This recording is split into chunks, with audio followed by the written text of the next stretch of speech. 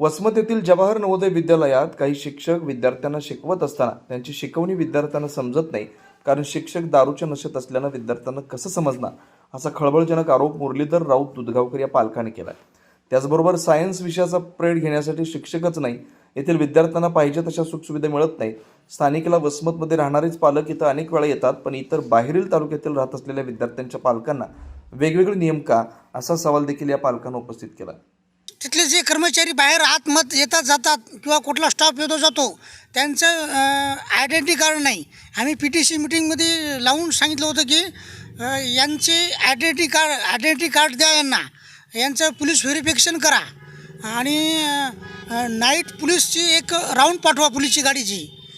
ते त्यांनी PTC मिटिंगमध्ये मुद्दे लावून ठेवले, पण त्यांनी काही कामं मार्गी लावली नाहीत. आता सध्याची काय परिस्थिती आहे जवाहर नवोदय विद्यालयामध्ये? तिथं मुलं आणि मुली दबावामध्ये राहतात आणि 7वीच्या विद्यार्थ्यांना 7वीच्या विद्यार्थ्यांना छोट्या विद्यार्थ्यांना टार्गेट करतात. 10वी 11वीचे मुलं टार्गेट करत आहेत, मुली पण तसं करत आहेत. विद्यार्थ्यांवर मग तिथे शिक्षकांचा वचक आहे की नाही? हा, ते दबाव आहे त्यांचा, शिक्षकांचा पण दबाव असल्यासारखा वाटतो म्हणजे आहेच त्यांचा. आणि मुलीकडं पण तसंच आहे. आणि ज्यावेळेस मुली किंवा मुलं ज्यावेळेस घरी फोन करतात तर यांच्यावर दबाव यंत्रणा ठेवल्यासारखी करतात. त्यांना सांगतात की घरी काही सांगायचं नाही, घरी पालकांना येऊ द्यायचं नाही.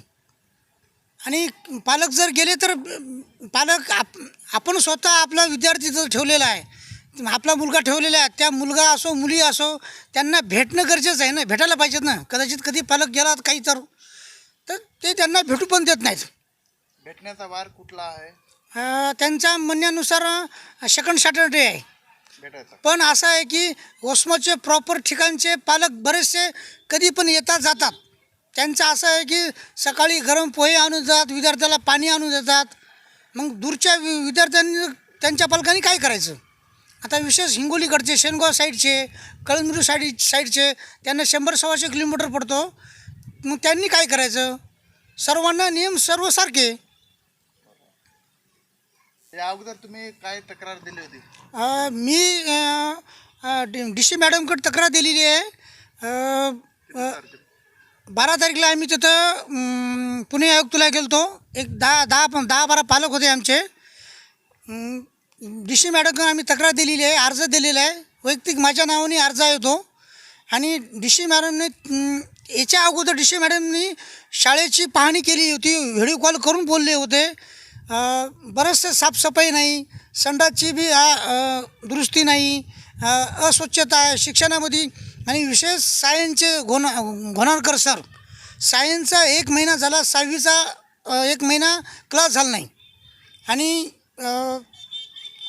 ते सर ड्रिंक पितात. ड्रिंक पिणं कितपत योग्य आहे? शाळा म्हणजे मंदिर आहे. इथून या मंदिरातून प्रत्येक पाल्य मुलं घडत असतात. पण हे सर जर असे ड्रिंक घेत असेल आणि प्रिन्सिपल सर त्यांना पाठीशी घालत असेल तर दुर्दैव आहे नाही. आणि आम्ही 4 तारखेला तिथे गेलतो आम्ही. तर आम्ही प्रिन्सिपल सरांनी आम्हाला बोलून घेतलं होतं की सायन्सच्या सरांना बोलण्यासाठी. आणि ते सर 2:30 वाजल्यानंतर तिथून तिथं गेटला रेकॉर्ड नसता तिथलं ते बाहेर गेले. आणि रात्री 7 पर्यंत आम्ही तिथं होतो, ते काय सर आले नाही. आणि प्रिन्सिपल सरांनी त्यांना पाठीशी घालत आहेत, सर्व कर्मचाऱ्यांना ते पाठीशी घालत आहेत. आता काय कारवाई होणं गरजेचं आहे, काय वाटतं? कारवाई अशी आहे की सर्वांना शिक्षण दर्जेदार महत्त्व आणि जे पिरियड काही होत नाहीत, पिरियड होणं गरजेचं. आणि खाण्यामध्ये कुठली व्यवस्था?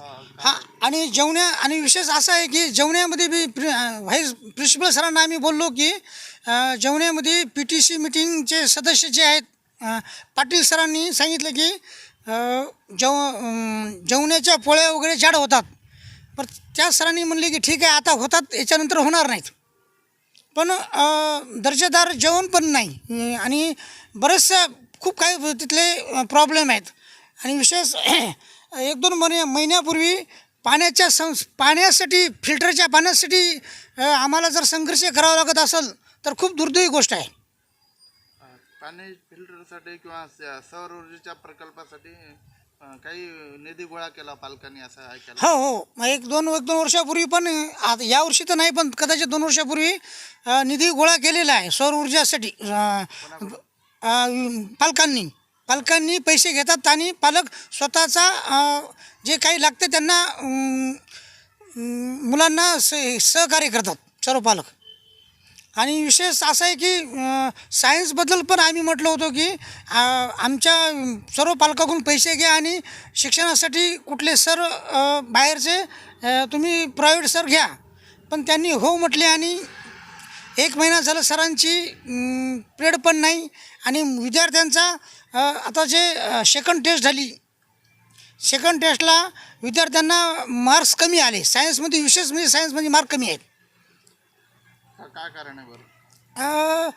ते जर सर जर शिकवतात तर विद्यार्थ्यांना समजत नाही आणि ते सर ड्रिंक घेतात आणि त्यांना त्या सरांनी त्यांना आता ड्रिंक घेतात म्हणजे मग वातावरण भीतीचं वातावरण आहे.